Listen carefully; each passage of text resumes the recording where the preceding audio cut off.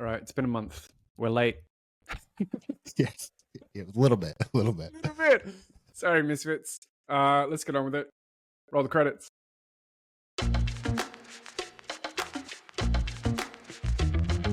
From Sydney, Australia, all the way to Portland, USA, two misfits hang out after class to riff on the B-sides of professional life. These are your professional misfits.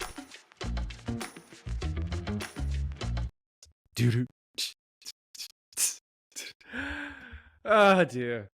All the way from Sydney, Australia, I am your host, Christopher Sellers. From Portland, Oregon, I'm Broedy Ipox. And we are your professional misfits, where we riff on the B-sides of professional life, and we're back, misfits. We're back in black. Misfits, Blackstreet back, all right. For season 5. Sorry we took so long. We're going to talk about that. We're going to talk about where we've been, what we've been up to, what we've been doing, what's changed, what's going forward. All the fun stuff, which I know you're dying to know all about. Broedy, how are you? It's been a minute. How are the kids? I forgot you threw me under the bus at the beginning of every episode. Always. Life's good. I'm busy, a little bit overwhelmed, financially stretched, but aren't we all? Isn't it fun? Yeah, it's a good experience. But no, Humbling. Yeah, life's good. I got Misfits know at the end of last season, new baby. So new baby, new job, new things for the podcast. Just, it all kind of feels... How is little Miss? Is she settling in with the boys? And are the boys settling in with her? Yes, surprisingly much better than my first impression. I was a little worried. Everybody seemed to be touchy, when she got home at first, but now it's like we've got a routine, and everybody kind of knows how to tickle her, a little bit. So how old is she now? She's 5 months. 5 months. Yeah. There you go, Misfits. Yeah. Okay. Well, what about you? No. We're not done with you there, because you mentioned the new gig. So what's the new gig? Well, I'll be marketing for multiple people. So I have one client that themselves is a kind of vape alternative. They don't have nicotine in any of their products, anything like that. Shout out Elixir Vape Co. So I'll be doing some work with them. And then the other one is, in fact, our sponsor. I work with our sponsor, which I think is pretty incredible. Shout out to IGU. And IGU. Cool app, man. Really cool apps. And like props as well. Thanks for supporting us and being there, with being a misfit. I had to throw the Misfits in there, hey guys, I should do a podcast, and they were all about it. So it's exciting. It's exciting because I've talked about this, how in my mind, as much as we're a podcast and we're video media and things like that, one of our kind of underlying, moral points is, hey, go do something, and what's nice about IGU is they kind of exemplify that, is, get up and go do something. And even if you need your phone to be a part of it, you can be out in the world, or you can interact with human beings as well. So it's neat. I'm hoping that turns out the way that we anticipate. Yeah, check it out in the link in the video description, Misfits. It's actually really cool. I checked it out. So anyway, we'll save that for another time. Yeah, that's cool. So it's back to social media marketing and being that guy. Yeah, what's funny too is, and for the Misfits, I had called the podcast thing and doing my own social media content, and that's kind of like still what's happened. Like, this kind of fell in my lap because of those things, because I've been doing the podcast, because I've been doing my own social media things. So as much as yes, I was like, I'm gonna stay away from all that kind of stuff, this was also kind of a big opportunity to be on something at the ground level that I don't think comes around every cool. I had to take it, and that's where we're at with that. Good man. Congrats. Well, appreciate that. Now you can tell me what's new with you. Now you tell me what's new. You've got some projects you're working on. You've got some things that little updates to add? And Yeah, I guess I do. It's been a while. I just bear with me, Misfits. I'm having a shitty day, but we're still going to do a podcast. And I know it's first episode of season 5, so I'll be chipper. Uh, but let's see where to start. yes, Look, okay. I told him to be as angry as he wanted to be, And but I'm he like, said no. it's We're long. gonna sucker him in with some sweetness first before we get really sour. No, look. Overall, I think things are okay. I've started fun news first. I've started work on book number 2. Similar. So for those who don't know, I wrote a book about a year ago. Applied creativity. So that's my background. Hey, there you go. Nice one, B. So the skill sets you need in order to actually be creative, rather than just thinking it's personality or genetics or just magic. It's none of those things. It's skills that you can learn. And Way. for real. Sorry, it just takes discipline and hard work. Oh shit. So the second book is obviously in that same sort of theme, because creativity and creative skill sets and human and creative intelligence is where my jam is absolutely at. And so at the moment, the working title of the new book is Why Smart People Aren't Creative, and the $1 billion gap between ideas and innovation. So a lot of it will discuss like the decision-making process and like how people waste billions, not millions, but hundreds of billions of dollars on bad ideas like crypto, like Theranos, like Blockbuster passing on Netflix, but even how Netflix got itself into the sort of trouble that it's in now. So all of this sort of content of like the decision making, the cognitive bias, the skill sets that are lacking, and the awareness that are lacking, because organizations prioritize certain things over creative intelligence, even though you demand creative intelligence for new ideas, innovation, the next big idea. Like that's not going to come from standard thinking and technical skill sets. So that's the reasoning that I make. The reason why this book's, I think it's cool and it's sort of exciting, is I've designed it basically as a picture book. So if you think, Misfits, of a 1x1 square page, the top half will be a singular diagram or an icon or a graph, and underneath that will be one paragraph of text. So you read it like page by page. And at the moment, I've got over 300 pages, so I think I know what I'm talking about. It's about going back and then putting an image to those pages. So it's going to be a thought leadership picture book on creativity and innovation. So stay tuned. Thanks, man. It's it's been, I mean, you're always a fan, which is really, really lovely, but there's been a few people outside of the immediate circle. But a very good friend of mine who's in government, she's the one who actually bought my 8 copies of my book for everyone in our state government here, because she's working with the education department. And when I told her about this sort of format, because obviously I'm a bit apprehensive about sharing it with people, she was all for it, because she's like, that's the only book I'd have the time to read. Well, I was just going to ask you. So, I mean, where did the idea stem from? Because for me, that's exactly where my brain goes, is consumption rate. You know what I mean? Just the way that the world is built today, that doesn't sound like an overwhelming task. And then even me, somebody who loves to read, when you come to look at your books, that's an allotted amount of time that you're going to chunk away for that. And oftentimes it's an abrupt stop here or there if you don't finish chapter to chapter. That's that's kind of an interesting thing. So there's okay, this, I guess, there's sort of 2 parts to the question. So anyone who's following us from LinkedIn, that LinkedIn went through its carousel phase, which for anyone else is basically slides, right? It's Google Slides, right? But back then I sort of had the thought that the carousels that I was designing were on single subjects of like, here's 5 cognitive bias that impact your ability to think creatively. Here's why prioritizing productivity is damaging your potential for innovation. These sorts of things. And they're about 10, 15, 20 pages each. And so even back then, I sort of had the seed of an idea. If I had 10 or 15 carousels, I have a book. And that was, so I would just call that the draft version. So put all those out into LinkedIn, whatever. And so then recently I went back and I looked at them and went, yeah, like there's fresh content here that I haven't covered in the first book. I draw out from some, I expand on some, but it's new. And then it was just a matter of then restructuring, like rule of thumb for thought leadership books. You basically make the first half of the book like, here's all the problems that you currently have.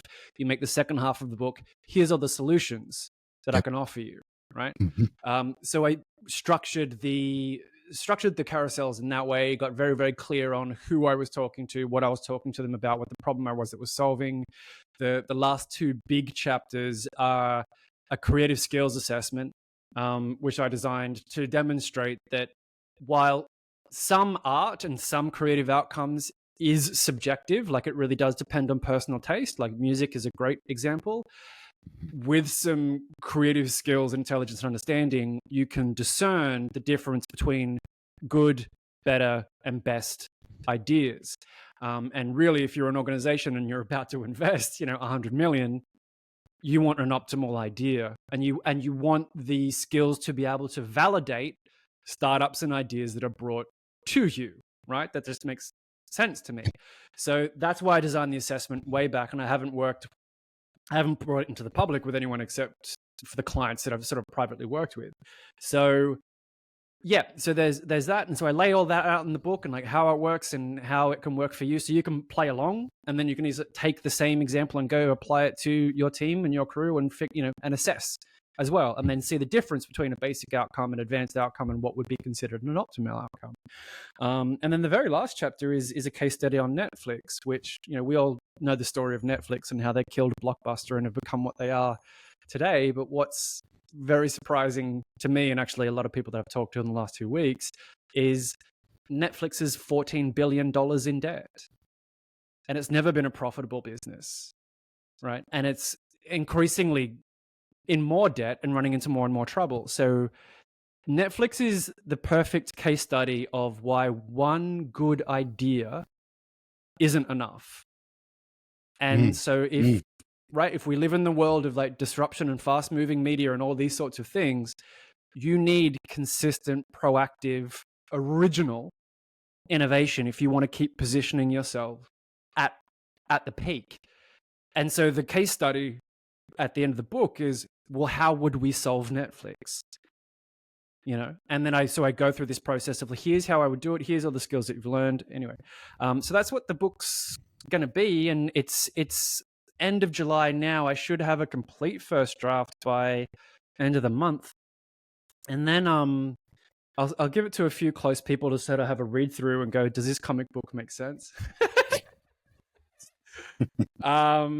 And I was originally going to self-publish, like straight up, because I put all the tools in place, and that's sort of a sub-project to this. Is not only have I designed a picture book on thought leadership, I've done it all on Canva for free. Everything I'm using, all the icons, everything is all from Canva. And I'll be able to publish it and release it for free using these tools. And then so part of this project was like, here's how you could do it too if you were in this space and this was what you're inclined to do. But just before I do that, I thought it would be savvy to take a draft of this project to book publishers to go, do you get it? Would you be interested? I'm already anticipating no, because they're used to page, they're used to page count and word count. And it might be me, I might be overly cynical, but this is book number 2, so I've got a bit more credibility, hopefully, behind me, and also hopefully have a major investment behind me by the time. But we'll see. So that's the plan. If publishers say no, thank you, not for us, then great. No skin off my nose. I can go ahead and publish this thing and release this project on like how to publish it for yourself if you're that way inclined. Yeah. That's a very long rant. I'm glad you went there. 2 things I want to say. I think I just love. I think a lot of people out there actually have the incentive to write a book for themselves. I think a lot of people do. I think it's one of those things, same thing as a podcast, where you start to ask yourself those questions. How do I even do that? Like, Yeah, right. does that look like actually writing pages on Google Docs? Is that Canva? Is that what? I mean, what? I don't even know, and that's just me outside in, someone who doesn't necessarily have an interest in a book. No, Misfits, I will never be writing the secrets to social media ever. Never say never, Broedy. But if I do, it's going to be written by AI, and I'm going to tell you guys that it is. Terrible. Look, it's if anyone who's been around for the previous seasons, like you might have heard the story and the sort of drama of like trying to write my first book anyway, because look, I'm self-taught screenwriter and playwright, and I've done pretty well in that regard, like paid my dues and actually been optioned by Netflix for some projects and the BBC, as well as Fringe theater, and winning some awards and shit, which is pretty cool. So, and prolific writer. And so when it came to writing my first book, I went, fuck it, yeah, man, I'll kill this, and got humbled big time. Basically because it came down to structure. Like you can't structure a thought leadership book like I was going to say screenplay. you should touch on that, because you had a mentor that basically had said something to you, right? Because I remember this story, and I remember the thing that she said, and I was like, oh shit, you actually think about that? It was the editor. That was funny because I gave her, again, I wrote this for context. I wrote this during COVID season 1. So we're all in lockdown. The world's going crazy. We're all living in apartments. We're not going anywhere. So for 9 months, I like banged out this opus, and I'm like, yeah, fucking genius. Look at me. And then gave it to an editor, and she just read it and then came back within a couple of days and just said, this isn't a book. I went, oh, okay, This is cool. And then just started to grill like everything for 45 minutes. And all right, great. I know what doesn't work. What does work? What do I keep? And straight up, she says, I don't know. I went, right. And then yeah.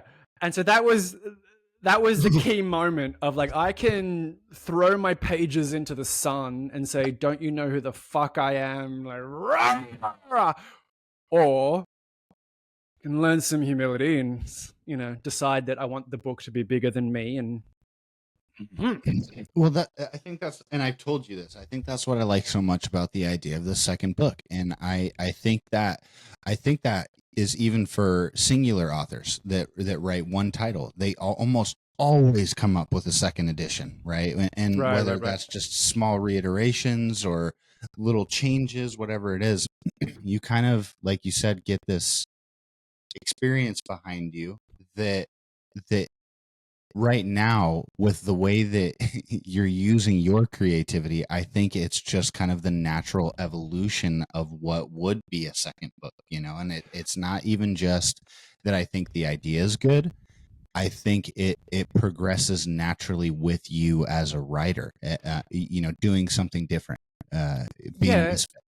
Yeah, thank you. It I'd say it does as well. Like it does feel natural. This isn't a gimmick where I've gone, oh, this is pretty cool. It's like, no, it's like, don't tell me that people don't learn through pictures and imagery and symbolism.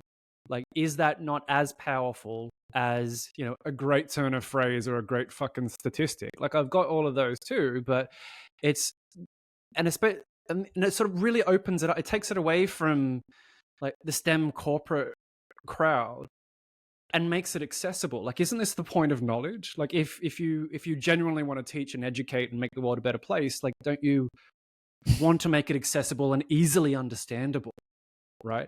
And that's, I guess, is the sort of the subtext of this book, as well as that you have a lot of smart people and a lot of tall buildings with wasting a lot of money. Yep. Because a lot of consultants who aren't creative said this is a viable investment. Theranos to this day still fucking blows my mind that had that raised 10 billion. 10 billion. And for those who don't know, Theranos was a company a couple of years back, founded by Elizabeth Holmes. And she was branded as the female Steve Jobs, this amazing white, blonde, blue-eyed, female Steve Jobs solving diabetic research, came up with some magic gimmick to early detect and I think even treat certain types of diabetes, right? Mhm. And she traded off the fact that, well, I'm a young woman and they're all holding me down and I've made it, and this whole thing, and that's how she raised all of this money. But it wasn't until a long, long time after they'd raised and spent all of this money that people started digging a little deeper and go, there's no actual product and the product doesn't actually work. And she was eventually convicted of fraud and conspiracy, I think in 2018, right? And then, of course, you've got guys like Sam Bankman-Fried on FTX and a whole bunch of other things. So, again, It was a year or two before COVID. Yeah. Yeah. Smart, it's this thing of like, technical skills aren't creative skills, and smart people aren't creative. Creative people are creative.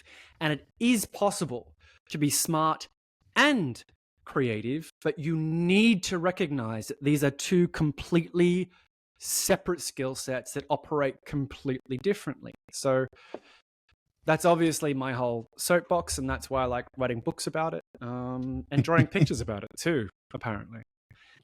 But going back to what else is going on. So the book is keeping me busy. In the background, we're still waiting on investment for the FinTech. So again, Misfits, welcome to season 5. If this is your first season, lovely to have you. If you've been following us for a while, you might know that about a year ago, March of last year, 2023, I designed a FinTech. That at first drew about $10 million worth of interest, and then the guys had to pass because of the war in the Ukraine. But then we got partnered with a venture capital group who are also partnered with the United Nations Sustainability Goals. So for those who don't know, the United Nations has 17 sustainability goals, and eliminate, and they have 17 goals. Some of them are clean water, eliminate poverty, equality. There's a whole bunch of things there. You can go and look it up. And so basically, if you have a project that satisfies some of these goals, this particular VC group will invest and support you in line with this criteria. After a little bit of thinking, we come up with a way of like, oh yeah, we can have a commercial model of the FinTech and also a model that satisfies banking for the 1.7 billion underbanked population in the world. So we did that. So we restructured the FinTech to look like that. We've been waiting to hear back from them for a couple of months. The very short story is about 6 weeks ago, a bit over a month ago, they came back to us and said, same amount of money, it's just going to be restructured differently. So can you rewrite your business plan to reflect a 10-year investment, basically? So it would be 10 million per year for 10 years, $100 million runway. So we did that.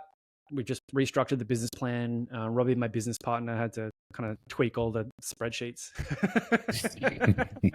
Numbers are fun. Right, to reflect every quarter for the next 10 years. He's a gem, and he did that in a couple of days. And we resubmitted that about a month ago. Haven't heard anything back yet. That's really, really frustrating because they don't give you any sort of response or answer of like what the next steps will be. And the only indication I have is that this is going anywhere is I'll check the back-end analytics of my website and of the landing page of the FinTech and notice I've got half a dozen hits in Germany and then half a dozen hits in the Philippines and then half a dozen hits in the US. So we're being passed around and people are looking at us, but do we have a timeline on when they're going to come back to us? I don't know. So sort of same, but different, which can be a little bit frustrating at times. Mm-hmm. Yeah, we did mention that to the Misfits, so that was a possibility of the situation. And I will say this. I mean, even where I'm at in a couple other projects, I mean, investment isn't easy. It's just not.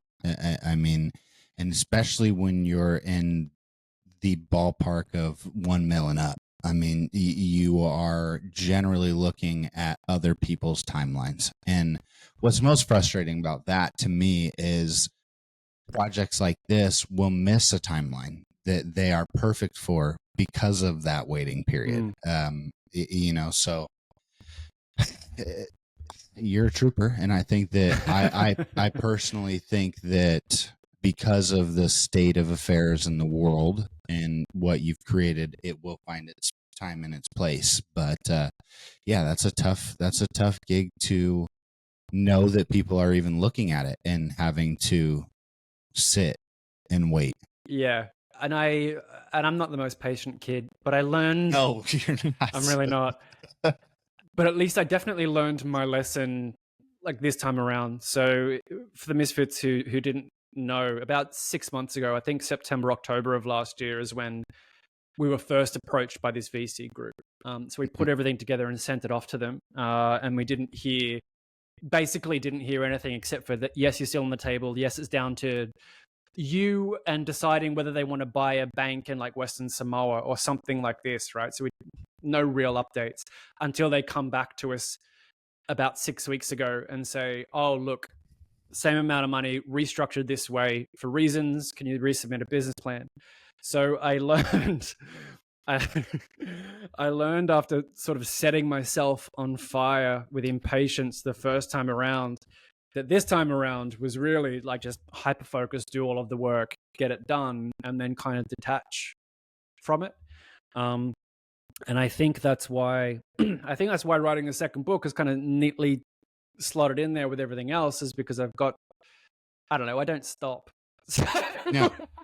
Well, I mean, that's our motto: get up and do something. I mean, yeah. Do you want to sit there and wait, or do you want to continue to create? No. And that's I think it's a more noble pursuit to try to continue to create, especially with, like we're talking about, the weight of, because there's a ton that comes with that. I don't want to stay here too long, but it's just for anybody that doesn't know, even just a project outside of your own personal scope, when it starts to get to that level of involvement, there's a lot of thoughts. I'll just say thoughts that circulate. Is this worth it? Am I going to make it? Is this pointless? Yeah. All those things that you also have to battle on top of, like you said, hyper focusing and doing that work, and then figuring out how the fuck am I going to detach not only from what I just did, but all that shit swirling around up here. It's like it's a big dragon to slay. You're right. You're right, and I'm really lucky and fortunate and grateful. Number one, I've got a business partner like Robbie who's been through this rodeo a few times.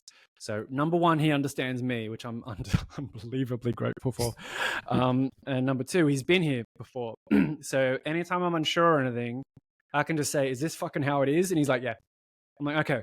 So I'm not used to it, but you are, and this is how it is, and this is bullshit. And he's like, oh, yeah, but we'll just do this. I'm like, great.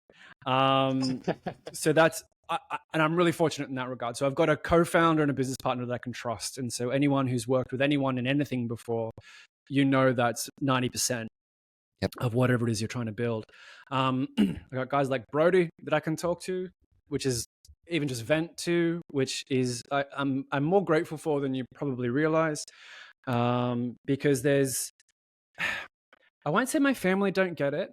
I won't. That's not quite fair. Like in the beginning, they didn't get it, but over some time and some discussions and some pushback from me, they've come on board. Now, do you mean they don't?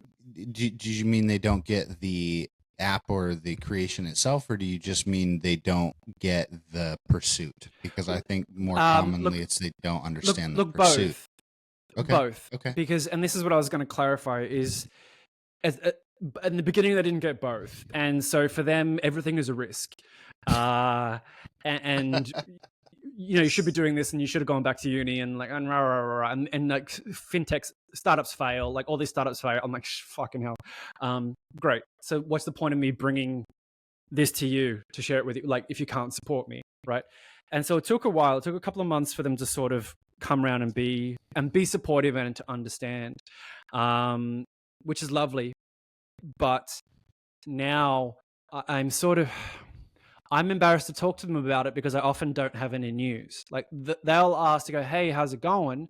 And I want to have a story to tell. You know what I mean? I want, like, we passed the test, we got the thing, they said yes, we did the deal, but really I'm just in limbo.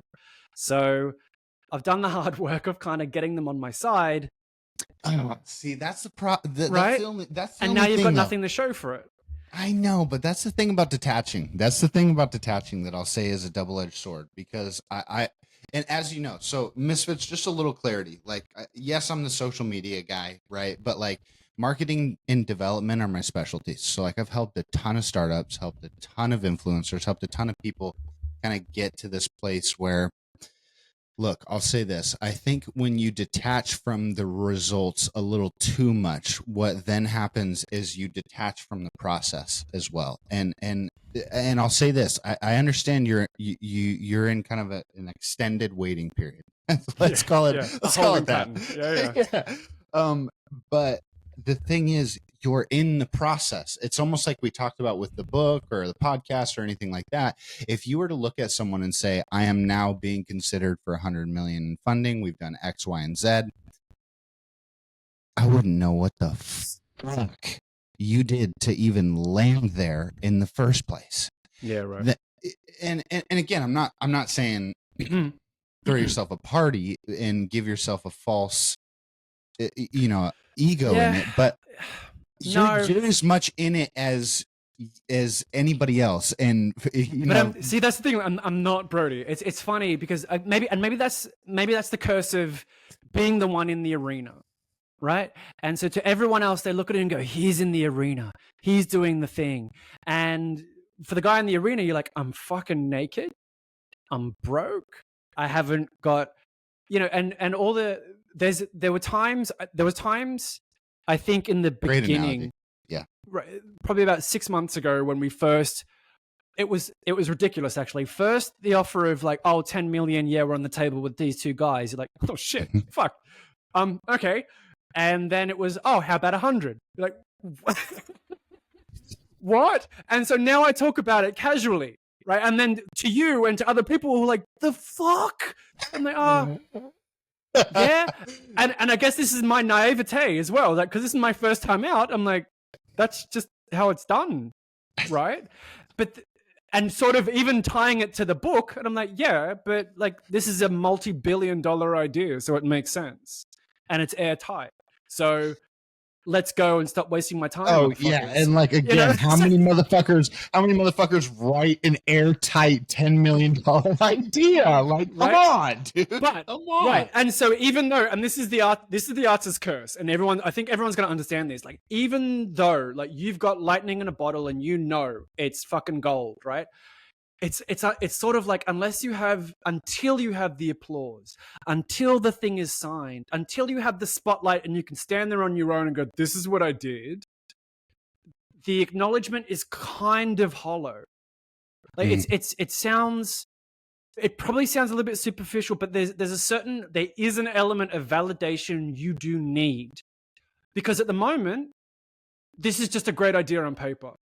And right. And so until it's signed, I'm not the guy. And I think I talked about this just at the end of the last season. And this is why it was so torturous, is like, if I've designed the thing and it's out there and I still haven't signed, I'm not the guy. And so I'm no one, right? I have nothing to show for it. So the first, and this is ridiculous. Like, the first book, yeah, like whatever, like all of this shit, yeah, like whatever, until this one here. I know, but for those who are listening on Spotify, Brody's fucking pissed himself laughing. So, but that's just how it feels. So until like the deal is done, you just have an unsatisfied nature, my friend. It seems so, and if I've given 100 years to live, that's probably something else that I'm gonna have to work on, because it's never I'm satisfied with this. It's always next thing. That's a good segue to talk about why we were on a break. Yes, you go first. Come on. Of course. Okay. How do I want It's gonna get real, to? Okay. Misfits. Yeah. I mean, honestly, I'd like to be transparent with the Misfits, and I'll start by saying, so I think from my side of the break, I had to readjust quite a few things, and I think that stems from a little bit of like what you were talking about in the reverse, though. I had such an attachment to the projects and things that I was working on that I was missing some fundamental breakdowns, and Right. that just looks like the way that I was showing up, the way that I was treating myself within those things, the kind of perspectives I had on those fall downs and things like that. So I personally needed a second to understand if it was the pursuit that I was fighting for, or was I fighting for it to be that pursuit. And shit, that was a rough couple of weeks. I mean, I remember too. So me and Chris, we even got on a call, and at one point we're like, okay, we're just not going to talk for a little bit. Like, let's just take a second. We're not going to talk. We're not going to worry about the podcast. And then we'll come back to each other.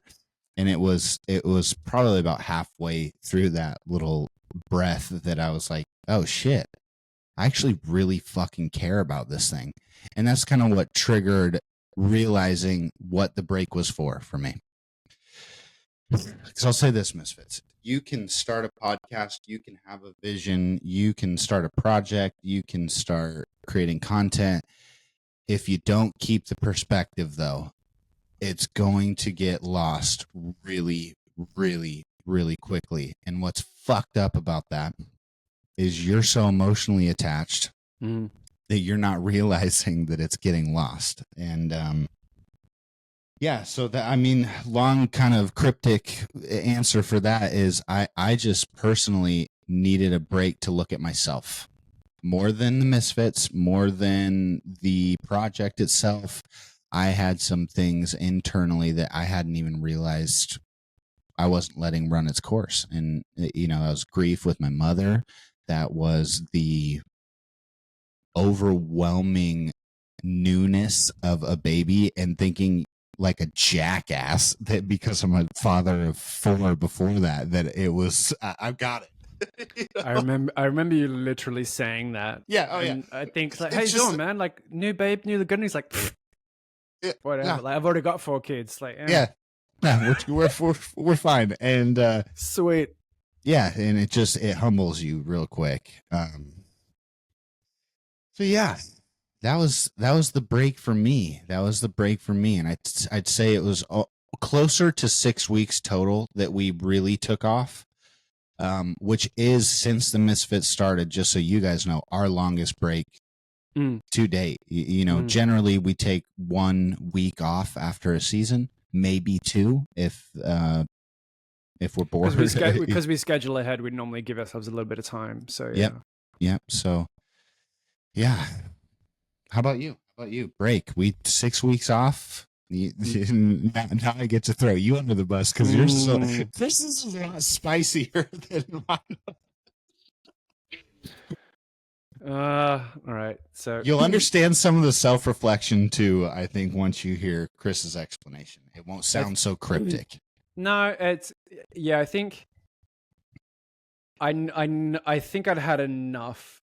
I think I'd had enough by then, especially because in my view, we weren't getting the response that either I would like or I thought we deserved. This is Chris's impatience presenting itself. It is. It's also because Broedy behind closed doors was 100% like, sorry, I've missed this and this and this. I haven't been accountable. I haven't been holding up my end of things. And I was very quietly said, yeah, I know. But I kept that to myself because there was a whole bunch of other shit going on for Broedy. So I'm like, okay. So I took acknowledgement of that, and that was great. So that was basically what it was, if you want. Broedy was letting some balls drop. I was getting frustrated, but couldn't really say, hey, yo, do the thing you said you're going to do. Broedy realized that in his own terms. Well, sorry. Then we got to the end of the season 4, and I was like, I need to take a break. This is what we're going to do. And like 2 weeks or whatever it was. And then we can come back after that 2 weeks and then decide where we want to move to from here, because I just need some fucking space. And that's, and then when we came back, Broedy was like, yeah, this is what I've noticed and this is what I've realized. I'm like, okay, so at least we have some common ground here, and we understand the landscape and what ground zero is. Cool. If things were going to move forward, what would that look like? Because be fucked if we're going back to the way that it was, because that would not only destroy a podcast, but it would destroy a friendship. And we both came to this with like, the friendship's more important than the podcast. So if it needs to wrap up at the end of season 4 and we can preserve some sort of amicable relationship, then so be it. But the last thing you want, like in any business or even any friendship or relationship, is like someone being consistently inconsistent with what they said they would do or would execute on. Because it just gets frustrating, and then you find patient, I feel like I'm being taken advantage of, and it's like, the fuck? And you don't want that to become the cycle. Because I had a friend like that in high school. He was constantly the fuck up, and I'd forgive him because you're best friends, right? And this went on for probably about a decade until you realize, like, you're a fuck up and I forgive you. That's our relationship. So no, look, and the thing that I found so beautiful about it, to be honest with you, is before I had kind of, you know, we had a conversation, and in fine detail, you kind of went over, hey, look, these are the things I'm looking at that are hurting where I'm at in my head. I hadn't heard those things yet, but before that had come to the table to you and said, hey, look, I know where I'm falling down. And those things were very similar. And as much as like a lot of people would be like, damn, that sucks, you know, like you just know you sucked. I would rather know that I sucked and exactly how I can fix it than sit here like you're talking about in this almost false amicable pretense that, you know, and that's something that I want to talk about. Because look, Misfits, I will say this. I fell down. I had a workload on that I put on myself that was not adjusted to the mental capacity I had at the time. It's plain and simple. Yeah. Now the thing is, like Chris said, it's an interesting and kind of difficult situation, because it was almost fair where I was at because of the circumstances that I had been in. But for that exact reason that it was fair for me to be where I was at, it was unfair for where it put me and Chris's project.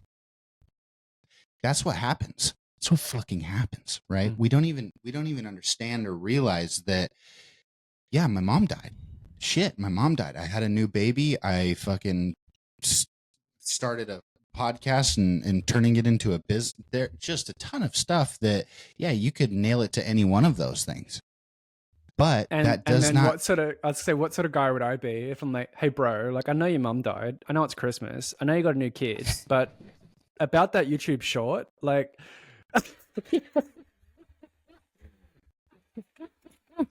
there's no way. But going back to something you said earlier as well, like, wouldn't you rather know if you come to me and say, like, oh, hey, I've dropped the ball on A, B, C, and D, and I go, yeah, it is. It's A, B, C, and D. You go, cool. Like, sure, you know you fucked up, but wouldn't you rather know that than go, actually, it's all this other shit that you're completely blindsided by? Yep. Right? So. Yep. Yeah, and again, that you know, to your fucking character, it takes a lot, like you said. I mean, you go through that internal battle where it's like he's my friend, he's my business partner, he's my podcast co-host, like all of these things where it's like, shit, I get what he's under, but we've got to get out from underneath it. And I think the thing that was most frustrating for me is to have come to the realization and seen those things and, known those things, and known too the solution to it all along was just taking that second to realize that that's where I was at, and again, we get so swept up into these things being our solution to those, right? Like, to me, in my mind's eye, the podcast was the solution to my grief. I'm just going to work through it. I'm just going to talk through it. I'm just going to show up.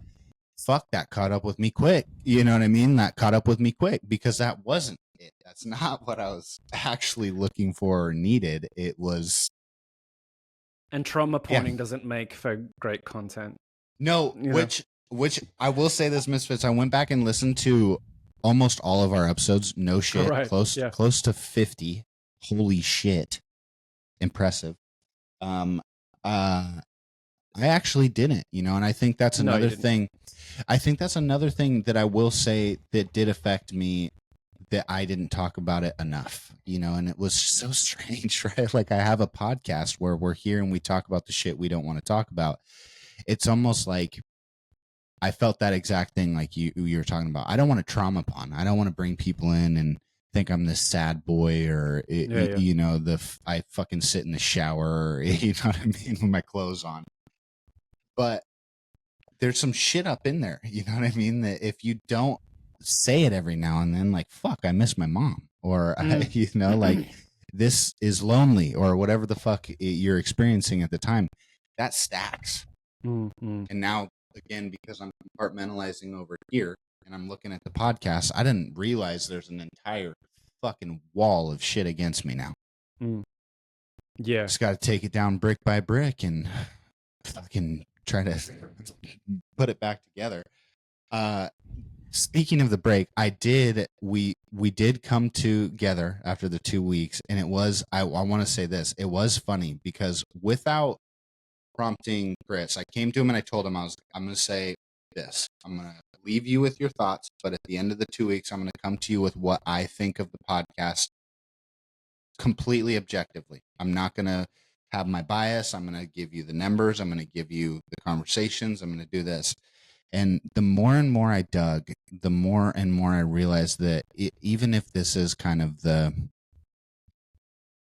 raindrop on the concrete, that eventually creates the hole, that takes a lot of fucking time. It still creates and has an impact. And we are doing that. And now too, I think what's so serendipitous about my situation is being involved with paid projects and paid advertising again, and seeing that kind of growth and things like that. We've done this with 0 ad spend, and it's just even more and more impressive to me every time I get involved in our numbers, or what we've accomplished, or the things that we're doing, or the podcasts that literally watch us and copy every damn thing that we do. So, yeah, I think the break not only had that readjustment phase, but there was this almost like refresh for me, where I got to actually look at our podcast like a podcast for a second instead of the gig, and I was like, holy shit, this is something I wished I could listen to, that somebody else made for me, and that was pretty powerful for me. That's a nice segue as well, like in terms of a refresh. So we've got, there's been a few changes, Misfits. Been a few changes in the way things are going to operate, I guess, and how we're going to produce moving forward. Simple things, I'll go through them one by one. We scaled down the Patreon really simply. It's like $5. You can buy me a coffee. Great. You can contribute $10 a month and buy Broedy glasses, because he always needs more hipster glasses. And you get a whole bunch of perks with that. That's that. There's no guests this season. It's just Broedy and I riffing on all the topics that we're going to riff on. That's what we're doing. What else? Where the production stuff is going to be in the background. Mhm. So Brody's got his gigs to work on. I've got my projects to work on. If people want to work with us, great. They can find us on LinkedIn and whatever else. But the podcast is going to be the podcast and the conversations that we have with you guys. Did I cover everything? Yeah, yeah. I mean, the only other, I mean, that's actually kind of a big change is we're no longer doing the pre-release. We've looked at some things, I think, in a logistic perspective. Yeah. You know, you make certain decisions because you hope it will affect your audience the way that you want it to. But if it doesn't, and you have things in your way, like algorithms and statistics and things like that, excuse me, that can kill a project. I mean, fuck it. I'm not going to sit here and let the project die. I'm going to figure out what we can do within that to make that better. And that's a big change. So you guys won't be getting episodes early on Patreon, but I don't think I don't think honestly the way that those worked out, you guys are going to miss that. Yeah, so there was some bonus content on Patreon as well, and I think we've scaled that out. So we streamlined a lot of that stuff out because we found that our Patreons really just wanted to support us for like little coffee here and there, and get some of the perks and whatever else. That's fine. If there's bonus content, it was kind of just sitting there. The reason, like what Broedy was saying, we were doing 2 weeks advanced access on Patreon, but because it was uploaded privately to YouTube, and that means like a really limited number of people would watch it early for about 2 weeks, that kills the initial engagement. And so then, we're kind of put on tier 3 or 4 when it actually finally gets released. So this season, it's a lot more streamlined. It's the two of us having conversations for 10 episodes. It'll go straight up, straight away, so you guys get a little piping hot and fresh. So again, subscribe and like and comment so we know that you guys are back.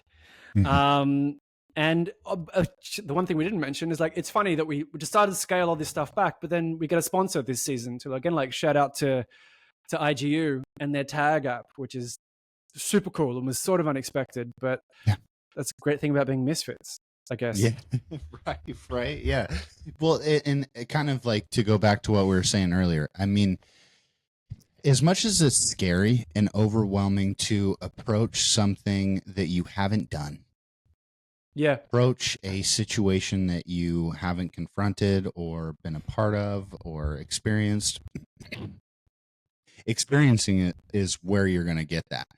So get out and do it. You know what I mean? And for us, we were actually throwing around sponsorship season 4 and season 3. We actually had offers from a couple other people that they might still be in the pipeline, but we had even talked about it. It wasn't the time. It wasn't the time or the place. And now we feel like we're in that space, and to have that offer there and present when I know there's so many podcasts out there. There's so many podcasts. Even if they know people with businesses, it's so hard to get someone to buy in. And that's why I feel so great about what we do. It's like everybody that's actually gotten a whiff of the Misfits loves the smell. Everybody, you know what I mean? Like, hey. I do. I don't know how I feel about the analogy, but I know what you mean. I know what you mean. And I guess what would we smell like? What would it? Yeah, right. Yeah, come in. Mention in the comments what we smell like. Jeez, don't say Lynx Africa. So, but I think if there's a moral here for the entire episode, I think you get like peeking behind the scenes, sort of, because like everything we do is mostly transparent. Like, the pod isn't perfect. Like Broedy and I aren't perfect. The business isn't perfect. Everything else we've got going on outside of the podcast, even that's not perfect and running to fucking timelines that we would all like and like cashing in, brah.